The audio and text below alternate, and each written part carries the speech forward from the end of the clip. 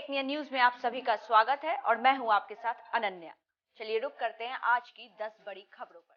निर्वाचन आयोग ने 15 राज्यों की 56 राज्यसभा सीटों के लिए चुनाव की घोषणा कर दी है। 8 फरवरी को अधिसूचना जारी की जाएगी। 15 फरवरी तक नामांकन पत्र भरे जाएंगे।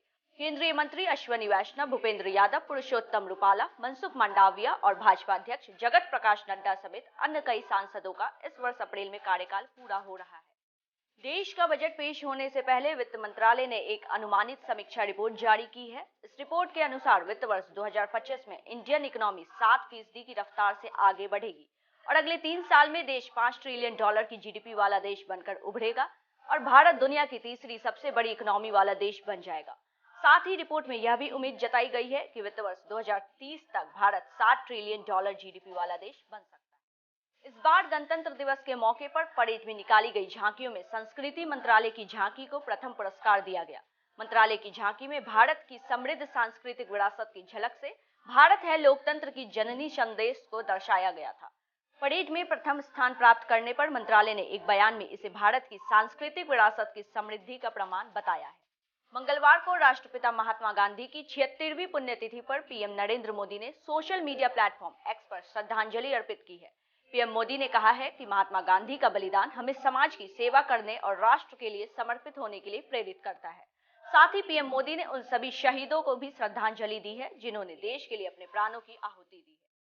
दिल्ली के उपराज्यपाल वीके सक्सेना ने सोमवार को सरोजनी नगर के नवयुग स्कूल में छात्रों, शिक्षकों और अभिभावकों के साथ प्रधानमंत्री के परीक्षा पे चर्चा कार्यक्रम का सीधा प्रसारण देखा और छात्रों से बातचीत की। इस दौरान उन्होंने स्कूल के विद्यार्थियों की एग्जाम वॉरियर विषय पर लगी प्रदर्शनी और प्रधानमंत्री की एग्जाम वॉरियर्स पुस्तक में बताए गए मंत्रों से संबंधित पेंटिंग का अवलोकन भी किया। उपराज्यपाल ने प्रधानमंत्री द्वारा बताए गए टिप्स को स्कूल में ही नहीं, असल जिंदगी में भी अपनाने के लिए उपयोगी बताया है। दिल्ली सरकार ने दिल्ली वालों को बड़ा तोहफा दिया है। सोमवार को सरकार ने दिल्ली सोलर पॉलिसी 2024 जारी कर दी है। सौर ऊर्जा नीति 2024 के तहत 500 वर्ग मीटर क्षेत्रफल वाली सरकारी इमारतों को भी अपनी छतों पर अगले 3 वर्षों में अनिवार्य रूप से सौर पैनल लगाना होगा। मुख्यमंत्री अरविंद केजरीवाल ने इसकी जानकारी देते हुए कहा है कि इसके तहत आवासीय एरिया में रहने वाले परिवारों का बिजली बिल शून्य हो जाएगा। साथ ही कॉमर्शियल और औद्योगिक उपभोक्ताओं का बिल आधा हो जाएगा। इसके अलावा राष्ट्रीय राजधानी में वायु प्रदूषण पर भी रोक लगेगी। यमुना प्राधिकरण ने करीब 42,000 आवंटियों को बड़ी राहत दी है। सोमवार को यमुना प्राधिकरण की बैठक में आवंटियों को रजिस्ट्री करवाने और निर्माण पूरा करने के लिए बिना विलंब शुल्क के 6 महीने की मोहलत दी गई है। साथ ही प्राधिकरण ने फ्लैट खरीदने वाले आवंटियों को भी सरेंडर करने और फ्लोर बदलने की अनुमति दी है। प्राधिकरण ने लगभग 55 वर्ग मीटर के फ्लैटों के करीब 268 आवंटियों को रिफंड देने का फैसला लिया है। रिफंड के लिए आवंटियों को 31 मार्च तक आवेदन करना होगा। गुरु गोविंद सिंह इंद्रप्रस्थ यूनिवर्सिटी में शैक्षणिक सत्र 2024-25 के लिए यूजी, पीजी और पीएचडी के लिए 1 फरवरी से ऑनलाइन पंजीकरण प्रक्रिया शुरू हो जाएगी। नई शिक्षा नीति के तहत स्नातक पाठ्यक्रमों में 4 वर्ष की अवधि तक के लिए दाखिले कराए जाएंगे। इस बार यूजी के 37, पीजी के 44 और पीएचडी के 35 पाठ्यक्रमों को शामिल किया गया है। वहीं नए पाठ्यक्रमों में दाखिला लेने के लिए 7 फरवरी से आवेदन शुरू कर दिए जाएंगे। भारत और इंग्लैंड के बीच चल रही 5 मैचों की टेस्ट सीरीज के दूसरे मुकाबले में भारत के लिए चुनौतियां बढ़ती जा रही है। मैच के दूसरे मुकाबले में रविंद्र जडेजा और केएल राहुल मैच नहीं खेलेंगे। बीसीसीआई ने मंगलवार को इसकी जानकारी दी है।